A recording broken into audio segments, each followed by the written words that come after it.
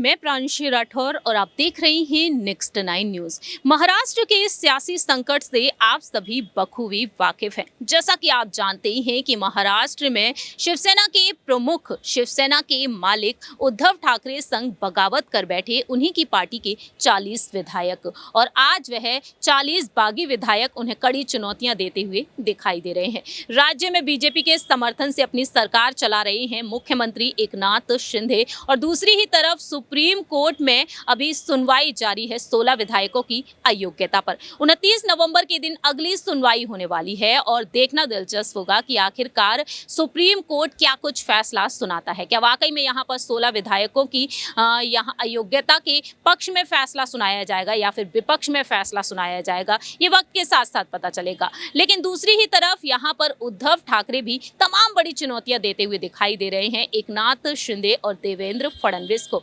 एकनाथ शिंदे को हार का सामना कराने के लिए बीते कुछ समय पहले ही उद्धव ने डंके की चोट पर यह ऐलान किया था कि एक बार फिर से महाराष्ट्र में शिवसेना की ही सरकार बनेगी, सत्ता में एक बार फिर से शिवसेना की सरकार आएगी। लेकिन इस वक्त राज्य में एकनाथ शिंदे और देवेंद्र फडणवीस की यानी कि शिंदे गुट और बीजेपी की सरकार चल रही है और महज 4 महीने हुए हैं सत्ता में सरकार को आई हुई। लेकिन इसी बीच यहाँ पर उद्धव ठाकरे ने बड़ी जीत हासिल की। जी हाँ, अंधेरी ईस्ट विधानसभा सीट पर जो चुनाव हुए उसमें उद्धव गुट ने जीत हासिल की। महिला विधायक ऋतुजा लटके को लेकर जिस वक्त चर्चाएं हुई, और अब देखा जाए तो ऋतुजा लटके के चलते यहां पर कहीं ना कहीं उद्धव ठाकरे बड़ी जीत हासिल करने में कामयाब हो सकते हैं आने वाले समय में। ऋतुजा लटके जिन्होंने अंधेरी ईस्ट पर चुनाव लड़े, अपने पति के गुजर जाने के बाद ऋतुजा लटके राजनीति में एक्टिव होती हुई नजर आई। ऐसे में यहाँ पर सवाल खड़े हो रहे हैं, क्या वाकई में उद्धव की वापसी कराएंगी अब ऋतुजा लटके? राजनीति की दुनिया में उद्धव ने काफी कुछ झेला है। जिस तरीके से उन्होंने 29 जून की रात अचानक इस्तीफा दे दिया और 30 जून के दिन मुख्यमंत्री के तौर पर एकनाथ शिंदे ने शपथ ग्रहण की और उप मुख्यमंत्री के तौर पर देवेंद्र फडणवीस ने। ऐसे में देखने को मिला कि कहीं ना कहीं यहाँ पर उद्धव ठाकरे आने वाले समय में काफी ज्यादा चुनौतियों का सामना करने वाले हैं। फिलहाल देखा जाए तो आदित्य ठाकरे डंकी की चोट पर ऐलान कर रहे हैं, बागी विधायकों को अपने खेमे में लाने की पूरी कोशिश कर रहे हैं। तो वहीं महिला संगठन को संभाल रही हैं उद्धव की पत्नी रश्मि ठाकरे, उन्होंने भी बागी विधायकों को मनाने की कोशिश की। और दूसरी ही तरफ सुषमा अंधारे ने जिस तरीके से स्टेटमेंट दिया, उन्होंने कह दिया कि अब शिंदे गुट में रार पड़ती हुई दिखाई दे रही है। शिंदे गुट के कुछ विधायक हैं जिन्हें पदों की लालसा है। अगर दूसरे मंत्रिमंडल का गठन होता है तो यहाँ पर उन्हें अगर पद नहीं दिया जाता है, कुछ जिम्मेदारी नहीं दी जाती है, तो जाहिर सी बात है शिंदे गुट टूटता हुआ नजर आ सकता है और मातोश्री में कुछ विधायकों की वापसी हो सकती है।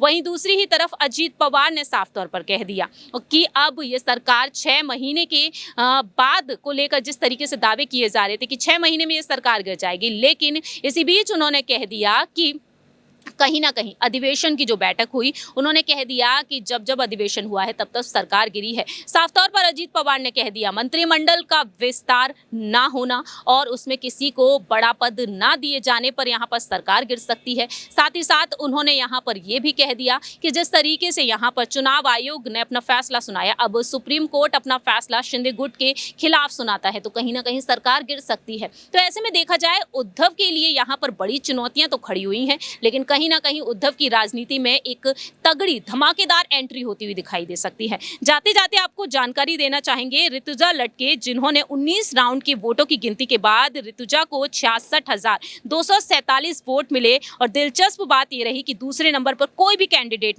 नहीं रहा बल्कि नोटा रहा। अंधेरी ईस्ट विधानसभा चुनाव लड़ने वाले उम्मीदवारों में ऋतुजा के अलावा ऐसा कोई भी नहीं था जो जीत हासिल कर सके। उन्होंने कहा कि ये जीत मेरे पति और अंधेरी ईस्ट इलाके में उनके द्वारा किए गए विकास कार्य की है। मैं अभी काउंटिंग स्थल और बाद में आशीर्वाद लेने के लिए मातोश्री जाऊंगी। और इस तरीके से ऋतुजा लटके ने अपनी बात रखी। बहरहाल देखना दिलचस्प होगा कि रश्मि ठाकरे को लेकर जो दावे किए जा रहे हैं, बीएमसी चुनाव जो दिसंबर के महीने में हो सकते हैं, ऐसे दावे किए जा रहे हैं। अगर रश्मि ठाकरे यहां पर बीएमसी चुनाव में उतरेंगे, क्योंकि ये कहा गया है कि आदित्य ठाकरे के साथ बीएमसी में रश्मि ठाकरे उतरती हुई नजर आएंगी, प्रचार करती हुई देखी जा सकती हैं। मुखपत्र सामना की वह संपादकीय रह चुकी है, संपादक के पद पर रह चुकी हैं, और अब कहीं ना कहीं उद्धव ने कमर कस ली है और उद्धव कहीं ना कहीं यहाँ पर जीत हासिल करते हुए नजर आ सकते हैं। इस पर आपकी क्या राय है, ये आप बता सकते हैं कमेंट सेक्शन में। फिलहाल के लिए हम चलते हैं, बाकी की तमाम अपडेट्स के लिए आप देखते रहिए नेक्स्ट 9 न्यूज़।